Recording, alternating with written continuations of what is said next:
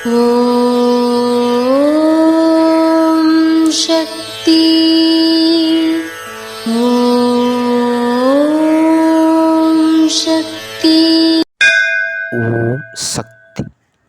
அடிகளாரின் பார்வைக்கு மகத்துவம் உண்டு. பாவங்களை போக்கும் சக்தியுண்டு. அடிகளார் பேசி சாதிப்பதை விட பேசாமல் சாதிப்பது ஏராளம். அடிகளாரின் பார்வை தீர்க்கமாகப்படுமாறு பார்த்துக்கொள். அதனால் உனக்கு பயன்கள் உண்டு. இது அன்னையின் அருள்வாக்கு.